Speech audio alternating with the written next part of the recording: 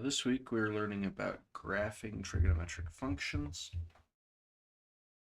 So last week we learned how to take an angle and calculate our 6 trig functions: sine, cosine, tangent,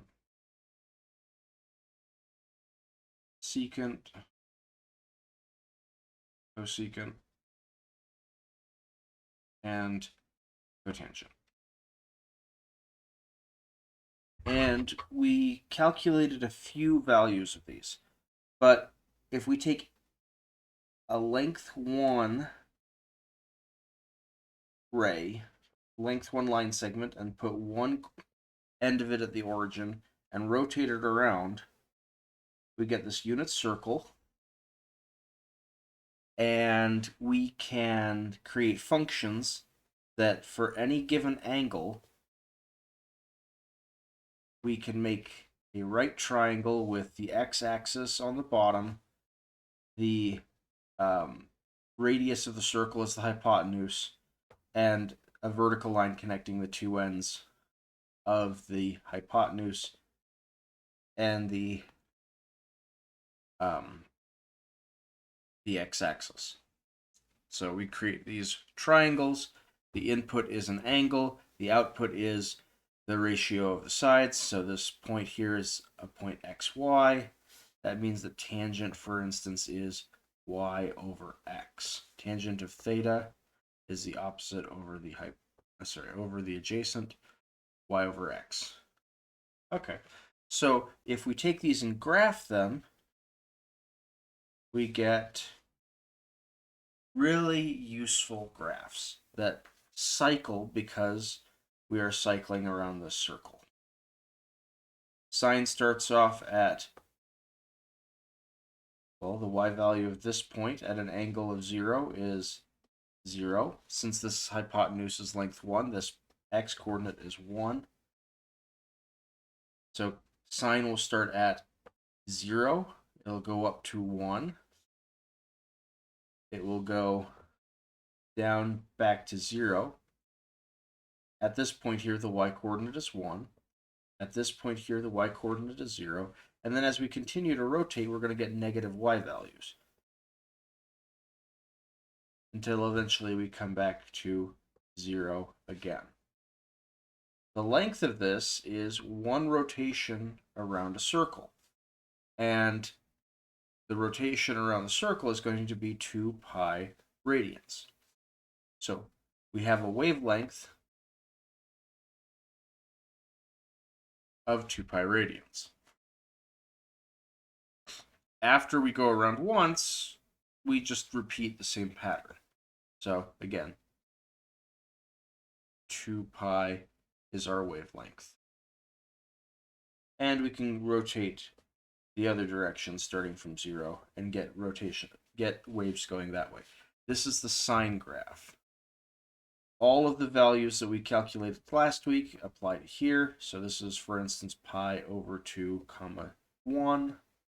This is the point pi comma 0. This point is 3 pi over 2 comma negative 1. And this is 2 pi comma 0. Cosine has a similar graph.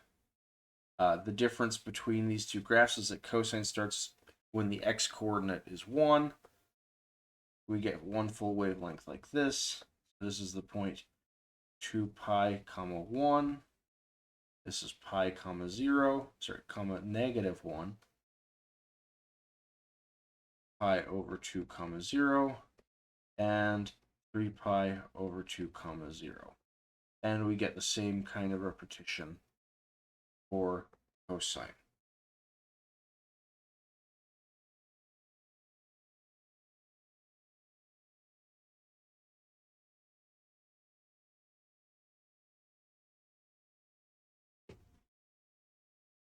Okay, tangent and cotangent are a little bit different because as we're rotating around the circle, the tangent starts repeating again, every half turn instead of every full turn.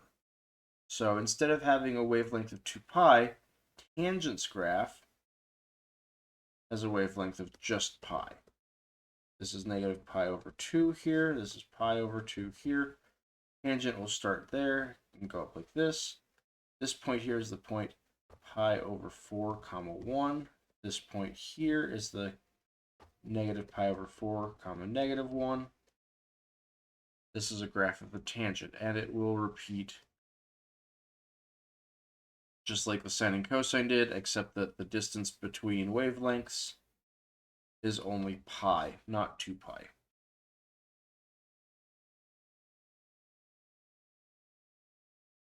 Cotangent is similar. Sine and cosine have the same graph, but one is shifted. Cotangent and tangent have the same graph, but one is shifted. For cotangent, we're going to have the asymptote land on the multiples of pi.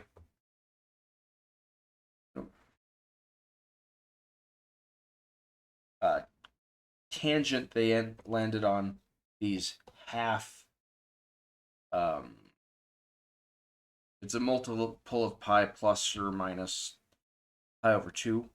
So this is like 1.5 pi, half pi, negative half pi.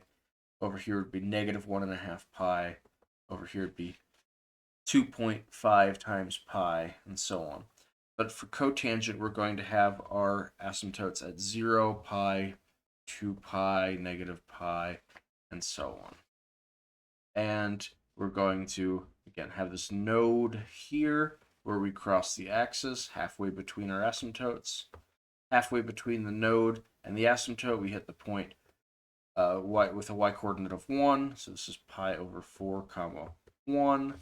This one is 3 pi over 4 comma negative 1, and so on. And again, all of these trig functions have repetition to them.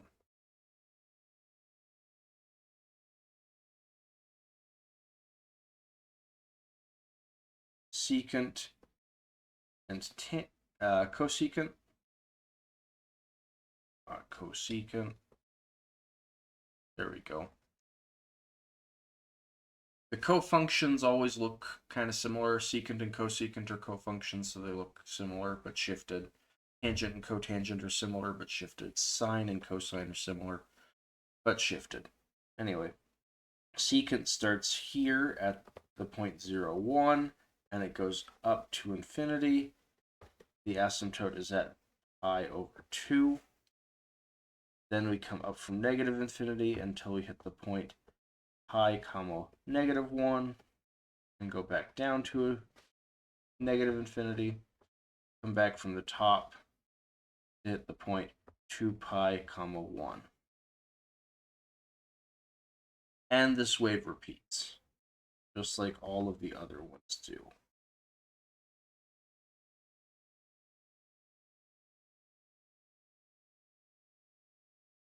The wavelength for this is 2 pi. Cosecant looks the same, except it starts with an asymptote on the axis. These asymptotes are multiples of pi. This is at pi, and over here we have 2 pi. Comes down up. This point is the point pi over 2 comma 1. This is the point 3 pi over 2 comma negative 1. And we're going to get the same sort of repetition as for all of the other trig functions.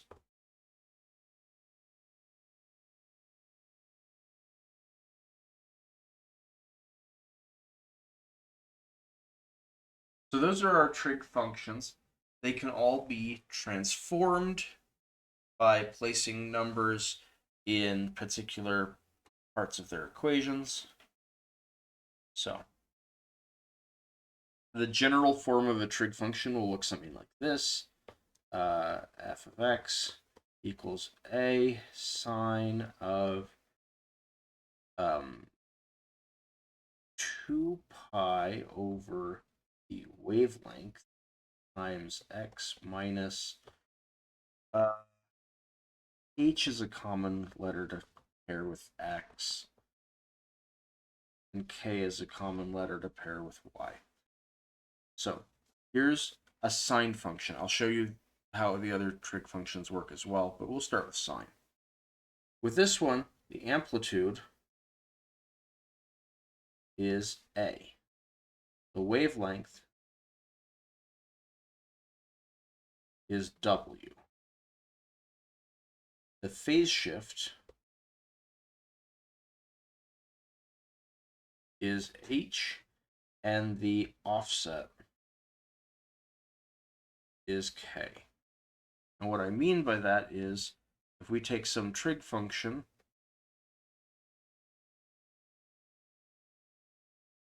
maybe we have it something like this.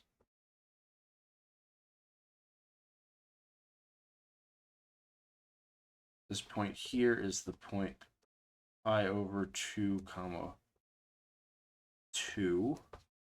This point here is the point 0 comma 1. And this point up here is going to be the point, let's say, that would have to be pi comma 3. So the equation for this function, we have an amplitude of 1. The distance from the middle line of the wave to the top is 1. So that means our amplitude is 1. The wavelength is the distance from a crest or a trough to the same. So this is our wavelength. We measured pi going from here to here, so that means we have another pi going to there. Our wavelength is 2 pi. Our phase shift is how far we are shifted left or right. Normally, the sine function on the y-axis, that is when x equals 1 on the y-axis, so x equals 0 on the y-axis, we hit the midline. But we have shifted to the right by pi over 2. So our phase shift is right by pi over 2. That means h equals negative pi over 2. Our offset k is how far the midline of the wave has been translated off of the x-axis. Our midline is at a height of 2, so our k value is 2. The equation for this graph is f of x equals 1 is a, sine of pi over 2 over pi over 2 times x minus,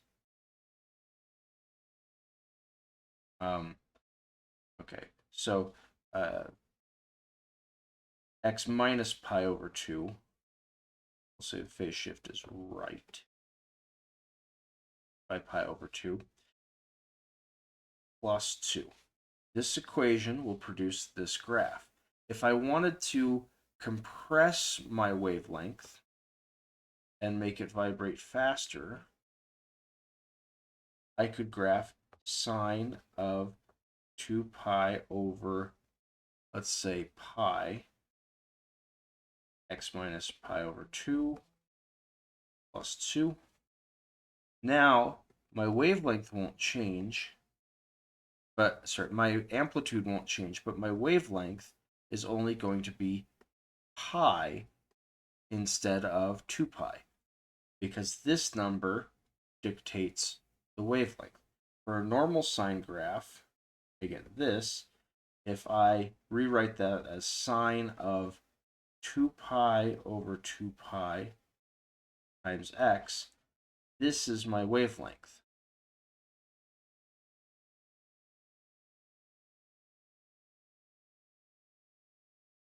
Basically, if you have a function, let's look. If I have a function, the bigger the number is that's being multiplied by the x, the faster the function will go, the quicker the vibrations happen. That's why sine of x has a wavelength of 2 pi. Sine of 3x has a wavelength of 2 pi over 3. This cuts the wavelength into thirds from what it starts at. So we get 1/3 of the normal wavelength. This is the normal wavelength. We see that this is sine of 2 pi over 2 pi x.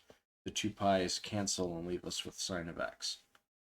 Sine of 2 pi over 2 pi over 3 x.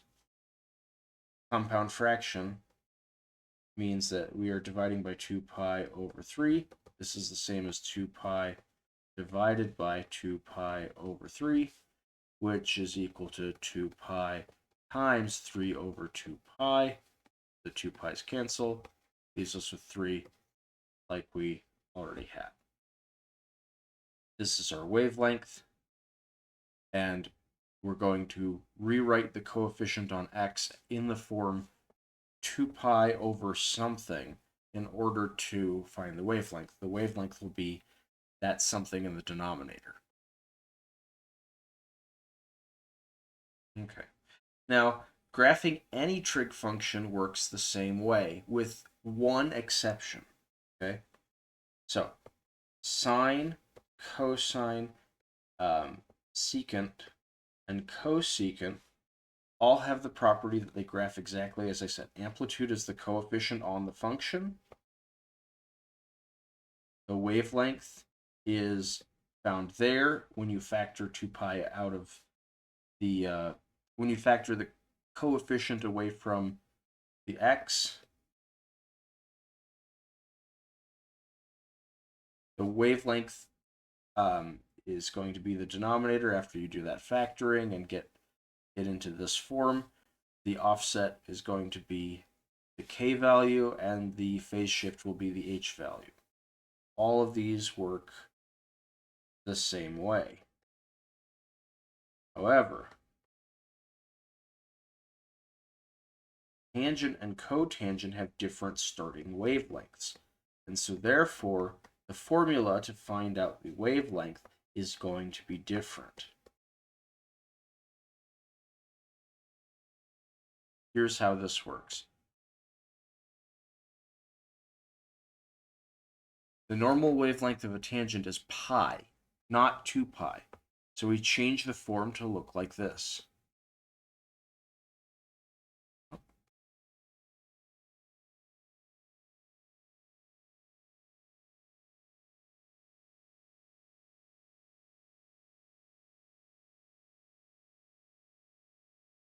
Okay, so these ones, the normal wavelength is all 2 pi, and to find the wavelength, you're going to put into this form, 2 pi over w. W is going to be your wavelength.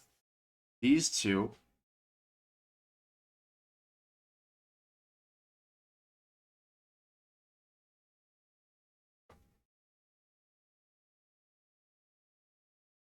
the normal wavelength is half that. So the formula changes to be just pi in the numerator, not 2 pi.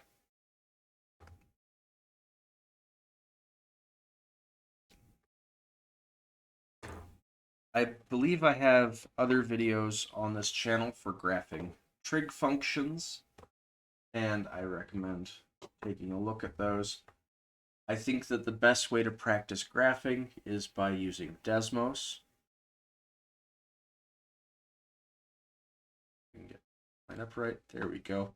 So I would recommend trying to graph a trig function and then plugging it into Desmos and seeing if your graph matches. So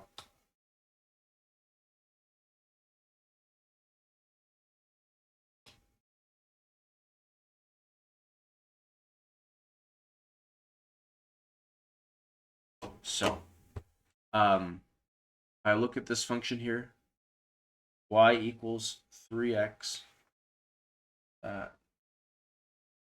Equals sign looks a little hard to see on the camera. Y equals 3x 3 sine of 2x minus 4 plus 2. If I take this here, this is what the graph looks like. Notice that the amplitude, the distance from the top to the bottom, is 6. This one has a height of 5. This one has a depth of 1. The distance from 5 to negative 1 is 6, which is what we said would happen in our drawing. The amplitude is the distance from the midline to the top. Therefore, the line from the bottom to the top is twice the A value. Okay.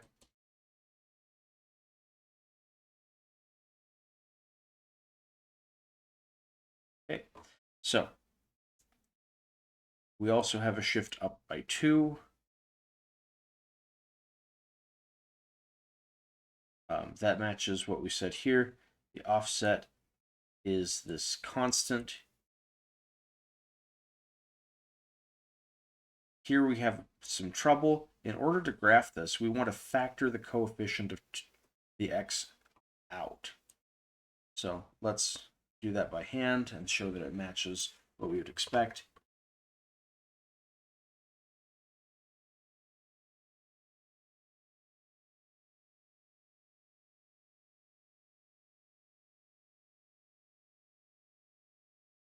So this is the same as 3 times the sine of 2 times x minus 2 plus 2.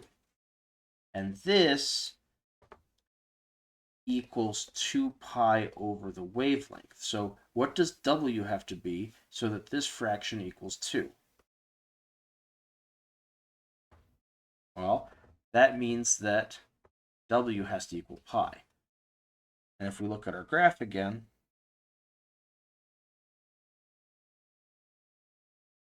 and we measure the distance from this crest of the wave to the next crest of the wave, we notice, well, maybe we don't notice because it's a little bit tough to see, but if I take this value here at negative 3.4977 and I subtract the next value, which was negative 6.63938, I get this number here. Did I get 2 consecutive ones? Oh, I didn't copy paste the right number. I need to copy paste this. There we go. Notice that when I subtract the x-coordinate of the peak here with the x-coordinate of the peak here, I get pi as my answer, which is what we expected from our calculation. Wavelength would be pi. And so now we need to worry about the phase shift. That's the one I haven't done yet. So phase shift, when I factor this, I get